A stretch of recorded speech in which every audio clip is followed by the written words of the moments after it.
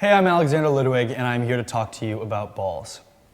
Not golf balls, not footballs, not soccer balls, your balls. Look, I know it's not a comfortable subject to talk about, but we need to talk about it because cancer affects thousands of men and their families each year. Now, Orchid is the leading UK charity in male-specific cancers, so you can help them spread awareness by sharing this video and going to their website. Let's save some lives together. I think there was a lot of pressure on men to behave macho way. We have this kind of alpha male kind of thing about us where we just want to be the stronger person and don't want to show our weakness to each other.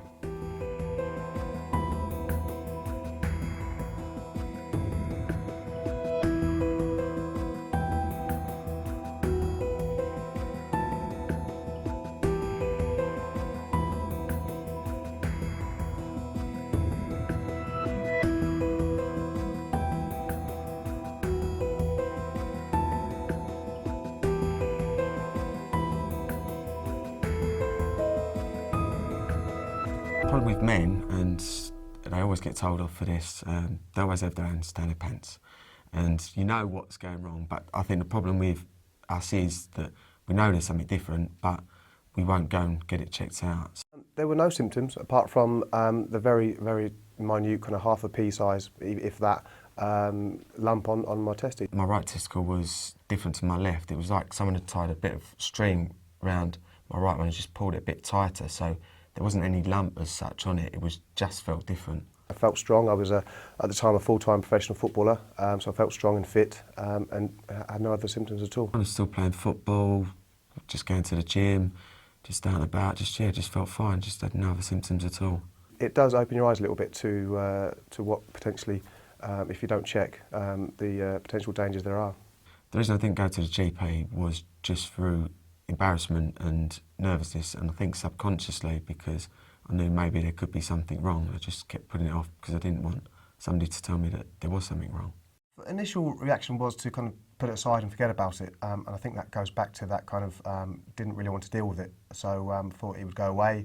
Again, that macho kind of feeling of, oh, it will go away, I'll be fine, you know, over a couple of days, but it didn't go away. I would say it was probably about a year before I actually went to the doctor. I just knew something was different. So having two testicles, one was different to the other. I knew that, didn't really know what it might be. I just knew it was different. I kept putting off going to the GP, thought it would go away over time. It didn't, and I just had to go to see them. It kind of timed it in well that I was having to register with a new GP.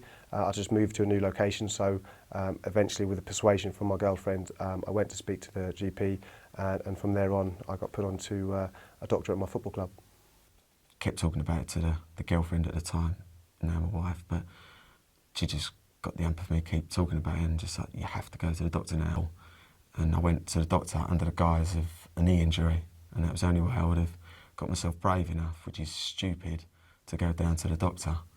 And then when I got in to see the GP and asked about my knee, and she said, all right, have a scan. She said, oh, is there anything else? I said, yeah, there is actually.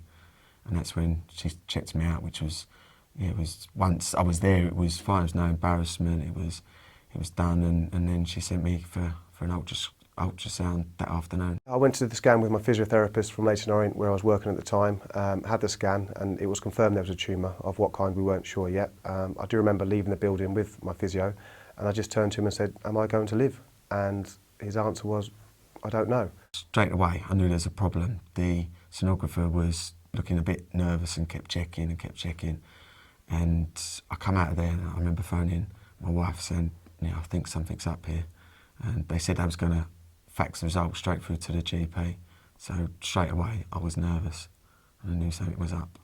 When I heard the news and it was confirmed, I think there was still a sense of disbelief. And I think I didn't think it was happening to me. And that kind of was the same process all the way through, really. It wasn't a case I wasn't accepting it, I just didn't think it was happening to me. I went back to work straight after the scan and carried on with my day, tried not to think about things, and the doctor phoned up and said, Mr. Flint, I said, yeah, can you book an appointment? We've had your results through. I said, all right, fine, yeah. They said, when are you available? So, whenever. And they said, could you come in tonight? And that's when I knew that there was something seriously up.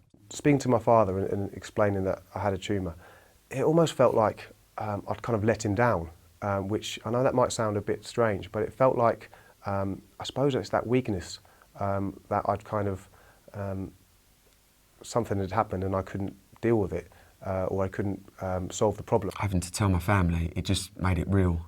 That's when I realised that and just seeing that I was nervous in their eyes, or they wouldn't say that they was nervous or worried, it just again made it all real.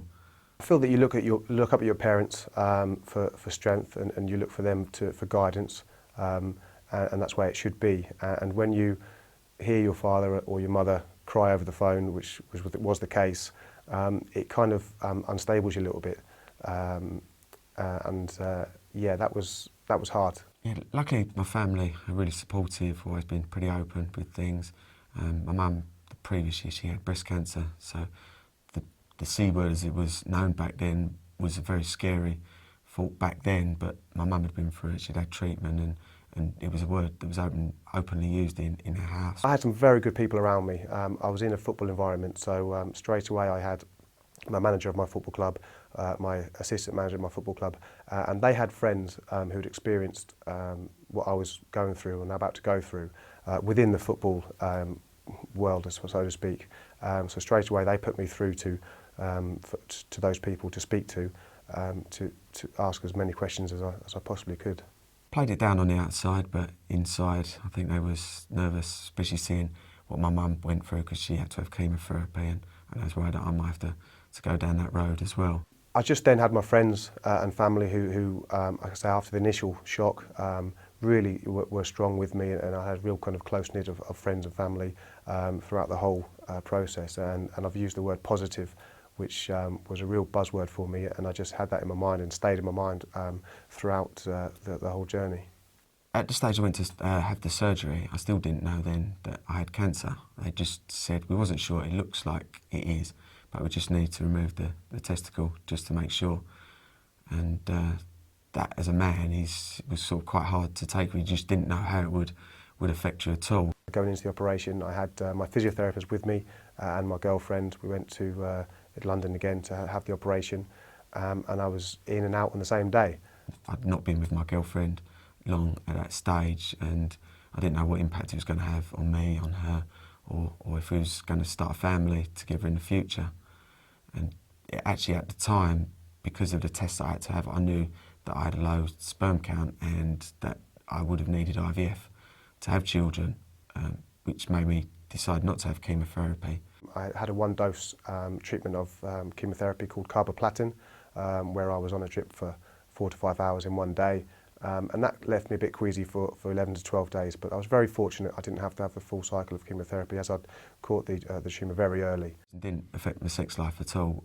I actually remember waking up post-surgery and laying there and looking at a female nurse, and then straight away I looked down at her wedding finger and to see if she was married or not, and I thought, I still got my mojo. My sex life is all normal, and I'm now married to my girlfriend who supported me through it, and we're very happy together. After the surgery, we knew we was going to have IVF. We waited, I think, a year or so, and we knew we went down that process, had 2 lots of IVF, and the first one failed, the second one was successful. We had my little boy, Archie, and then a little while after that we had another lot, and we had another little boy, Louis, so it all worked out well in the end. I think it's a cliche to say it kind of changed the perspective of life, but it did, and it has. And I always use it when I get in a bad mood over something very small. I can pinch myself, and I can soon change my mindset and just remember where I was.